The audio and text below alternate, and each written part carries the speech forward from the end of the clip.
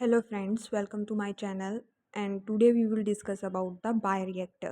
तो बायोरिएक्टर जो होते हैं वो इम्पॉर्टेंट होते हैं इंडस्ट्रियल बायोटेक्नोलॉजी में। और ये स्पेशलाइज वेसल्स होते हैं, कंटेनर होते हैं जो कंट्रोल्ड इन्वायरमेंट प्रोवाइड करते हैं जिससे कि उनमें माइक्रो ऑर्गेनिजम्स, सेल या बायोकेमिकल रिएक्शंस हो सकें और हमें प्रोडक्ट जो हैं वो मिल सकें। तो ये डिवाइसेस जो हैं इंडस्ट्री में यूज़ किए जाते हैं, फार्मास्यूटिकल में यूज़ किए जाते हैं, फूड प्रोडक्शन से लेकर के environment management and biofuel production तक इनका यूज़ किया जाता है। बायोरिएक्टर से जो होती है ना एफिशिएंसी एंड जो स्केलेबिलिटी होती है मैन्युफैक्चरिंग की, वो इम्प्रूव होती है और कॉस्ट भी क्या होती है, मिनिमाइज़ होती है और इन्वायरमेंट पे इम्पैक्ट भी कम पड़ता है। तो बायोरिएक्टर्स जो हैं वो क्या हैं? ये एक डिवाइस है जिसके अंदर जो है कंट्रोल्ड इन्वायरमेंट है, ऑप्टिमम कंडीशंस हैं, जिससे कि एक सेल की उसमें ग्रोथ हो सकती है, टिश्यू की या माइक्रो ऑर्गेनिज्म अगर हमने कोई ग्रो करवाना है।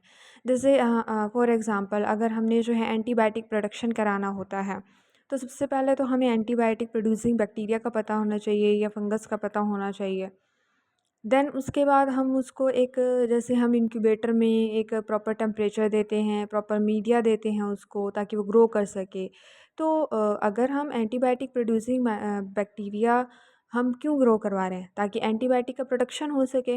लेकिन वो हम लार्ज स्केल पे जब हम करते हैं तो उसके लिए हमें बड़े-बड़े टैंक चाहिए होते हैं, कंटेनर चाहिए होते हैं और उन कंटेनर को ही बायोरिएक्टर बोला जाता है। और वो बायोरिएक्टर फिर उसके अंदर मीडिया भी होता है, ऑप्टिमम कंडीशंस भी होती हैं सारी जिससे कि माइक्रोब उसमें ग्रो कर सकें और फिर प्रोडक्ट बना सकें। तो प्रोडक्ट की जो रेंज होती है वो अलग-अलग होती है और बायोरिएक्टर का जो साइज़ होता है वो भी अलग-अलग होता है, स्मॉल से लेकर के लार्ज साइज़ होता है। तो इसमें हम बायोरिएक्टर में क्या-क्या प्रोड्यूस करा सकते हैं? अल्कोहल एंड बियर प्रोडक्शन करा सकते हैं, एंजाइम प्रोडक्शन करा सकते हैं, कोई मेटाबॉलिक रिएक्शन करा सकते हैं, एंटीबायोटिक प्रोडक्शन करा सकते हैं, विटामिन, हार्मोन, तो इस तरह का प्रोडक्शन जो है वो हम बायोरिएक्टर में करवा सकते हैं। प्राइमरी जो फंक्शन होता है बायोरिएक्टर का वो होता है कि ये जो भी फैक्टर्स हैं जैसे कि पीएच है, टेम्परेचर, ऑक्सीजन का लेवल, न्यूट्रिएंट कितने सप्लाई करने हैं, वेस्ट को निकालना, ये सारा काम जो करता है वो बायोरिएक्टर करता है। और फिर वायबिलिटी क्या होगी बायोलॉजिकल प्रोसेसेस की, यानी जहाँ पे माइक्रो ऑर्गेनिज्म यूज़ किए जा रहे हैं। प्रिंसिपल की अगर हम बात करें बायोरिएक्टर की तो पहला जो है वो है जो मतलब जो इफ़ेक्टिवनेस किस पे डिपेंड करती है बायोरिएक्टर की, वो बहुत सारे प्रिंसिपल्स पे डिपेंड करती है। पहला है टेम्परेचर रेगुलेशन, क्योंकि टेम्परेचर का एक इम्पॉर्टेंट रोल होता है इंजाइमेटिक एक्टिविटीज़ के लिए एंड मेटाबॉलिज्म के लिए। तो जितने भी मोस्टली बायोरिएक्टर्स होते हैं उनके अंदर या तो जैकेट्स होती हैं या कॉइल होती है जिससे कि वाटर सर्कुलेट करता रहता है, या कूलेंट होते हैं जिससे कि जो विद इन रिएक्टर टेम्परेचर है वो मेंटेन रहे और ज़्यादा हीट जो है जो जनरेट हो रही है उसकी वजह से भी मतलब कि कोई हार्म ना हो माइक्रो ऑर्गेनिजम्स को और कूलिंग बनी रहे। दूसरा होता है पीएच का रेगुलेशन। तो पीएच लेवल जो होता है वो भी इफ़ेक्ट करता है एंजाइम की एक्टिविटी को एंड सेल ग्रोथ को, तो ये भी कंट्रोल करना ज़रूरी है। इसके लिए बायोरिएक्टर में पीएच सेंसर लगे होते हैं जो पीएच लेवल को मॉनिटर करते हैं। एसिड और अल्कली सॉल्यूशन भी हम ऐड कर सकते हैं ताकि पीएच को एडजस्ट किया जा सके। नेक्स्ट होता है ऑक्सीजन ट्रांसफ़र। अब जितनी भी एरोबिक प्रोसेसेस होंगी उनमें ऑक्सीजन जो है वो रेस्पिरेशन के लिए एसेंशियल होता है।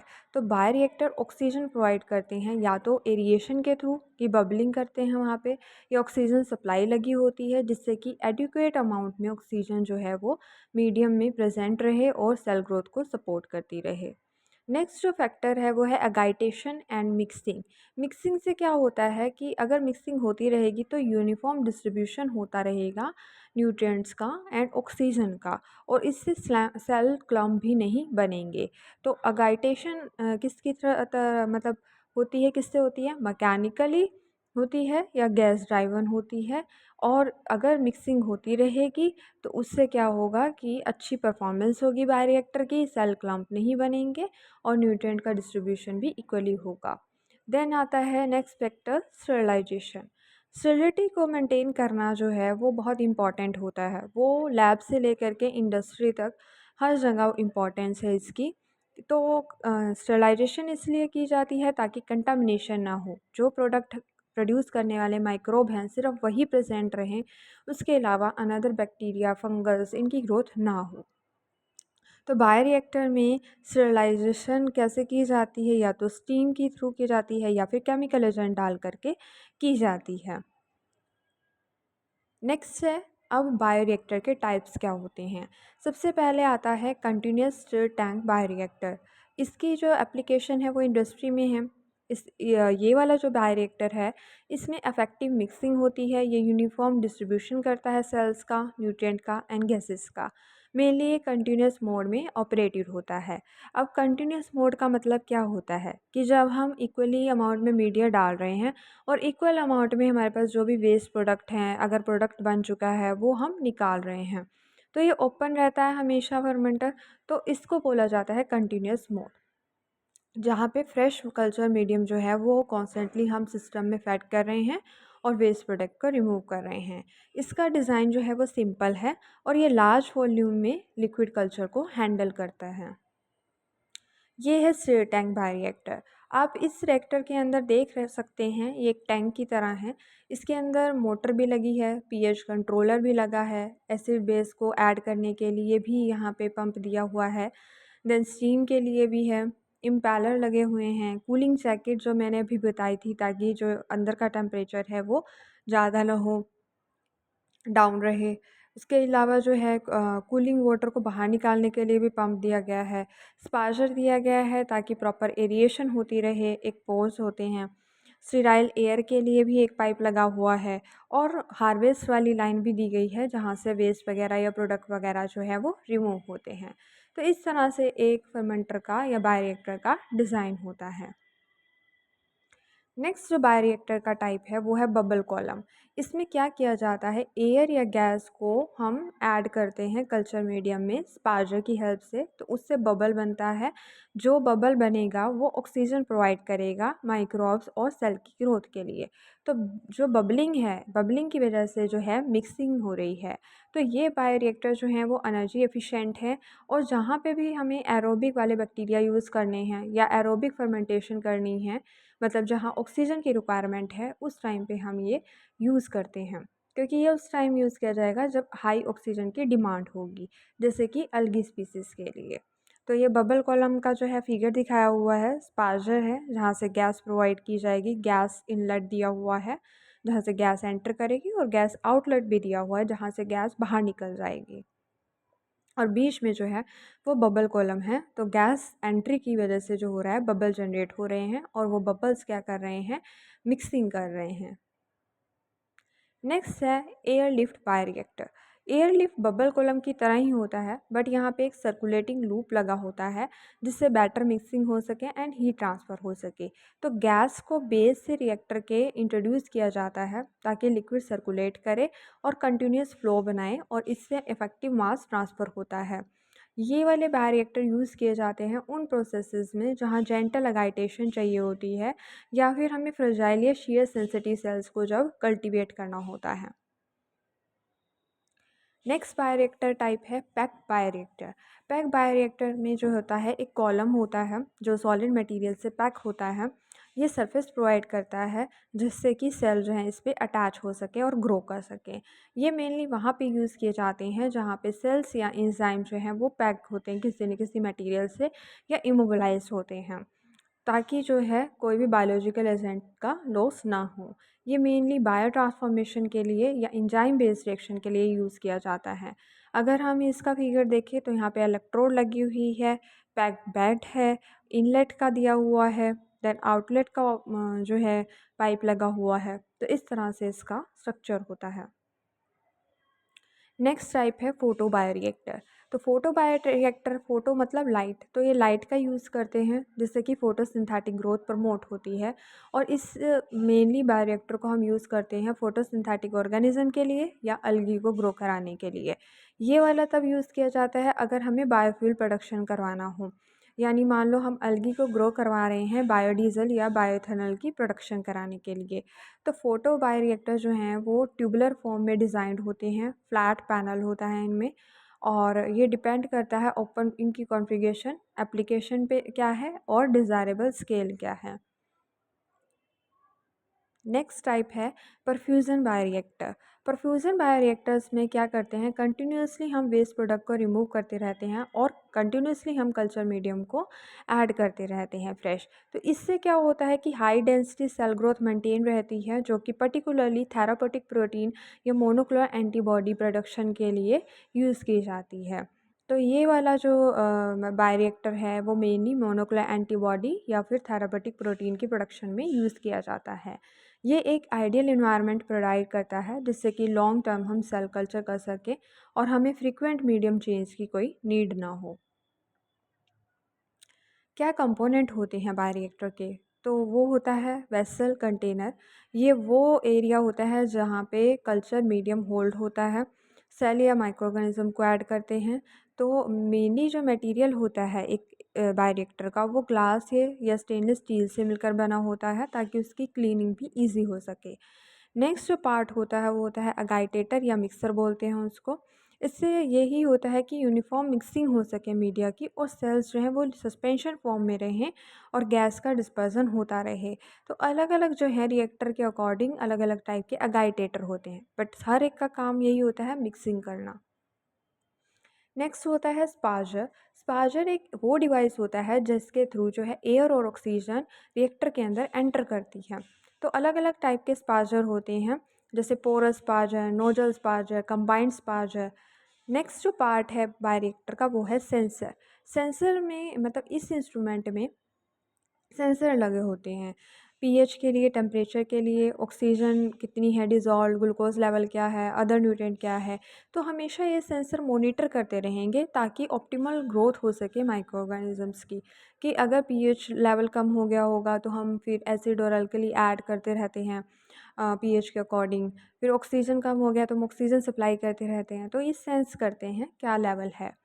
नेक्स्ट है nutrient and waste feed system.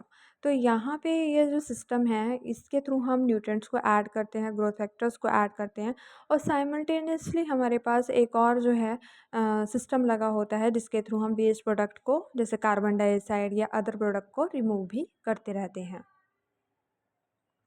Next है heating and cooling system. Bioreactor के अंदर एक्सटर्नल और इंटरनल टेम्परेचर कंट्रोल सिस्टम होता है जिससे कि जो टेम्परेचर है वो एक ऑप्टिमम रेंज में मेंटेन रहे। नेक्स्ट जो होता है वो होता है हार्वेस्टिंग सिस्टम। ये सिस्टम क्या करता है, जो भी बायोलॉजिकल प्रोडक्ट बनता है उसको ये कलेक्ट करता है। इसके अलावा जो है, जो भी हमारे पास माइक्रो ऑर्गेनिज्म है उनको सेपरेट करता है प्रोडक्ट से। नेक्स्ट पार्ट है बेफल्स। बेफल एक वर्टिकल प्लेट होती हैं इस बायोरिएक्टर के अंदर, जो वोर्टेक्स फॉर्मेशन करती हैं, मिक्सिंग को इम्प्रूव करती हैं और ऑक्सीजन डिस्ट्रीब्यूशन को। अभी हमने स्टिर टैंक में आपको इम्पेलर भी बताया था। ये ब्लेड्स होते हैं जो गाइटेटर से अटैच होते हैं, तो ये ऑप्टिमम मिक्सिंग करते हैं। इसके अलावा वॉल्स होते हैं, तो ये मूवमेंट ऑफ लिक्विड को कंट्रोल करते हैं वेसल में। अलग अलग टाइप के वॉल्व होते हैं, butterfly, ball, diaphragm, globe and safety valve. Applications क्या हैं बायोरिएक्टर की। पहला है फूड एंड बीवरेज प्रोडक्शन। तो बायोरिएक्टर को हम जो है फर्मेंटेड फूड जैसे योगर्ट, अल्कोहल, इनके लिए यूज़ कर सकते हैं। इसके अलावा जो है इंजाइम फूड प्रोसेसिंग में यूज़ किए जाते हैं। तो मतलब फूड इंडस्ट्री में इसका यूज़ होता है, अल्कोहल एंड बियर इंडस्ट्री में भी इसका यूज़ होता है। वेस्ट वाटर ट्रीटमेंट में भी बायोरिएक्टर यूज़ किए जाते हैं ताकि जो ऑर्गेनिक पोल्यूटेंट हैं उनको ब्रेक डाउन करने के लिए। तो जो एरोबिक बायोरिएक्टर होते हैं वो वहाँ पे वो एरोबिक वाले माइक्रो ऑर्गेनिज्म यूज़ करते हैं जिससे कि वेस्ट को डिग्रेड किया जा सके, और बायोगैस प्रोड्यूस करते हैं जो कि एक एनर्जी का सोर्स होता है। तो ये वाले जो सिस्टम हैं ये ज़्यादा एफिशिएंट होते हैं as compare to traditional method of treatment. Next जो एप्लीकेशन है वो है बायोफ्यूल प्रोडक्शन।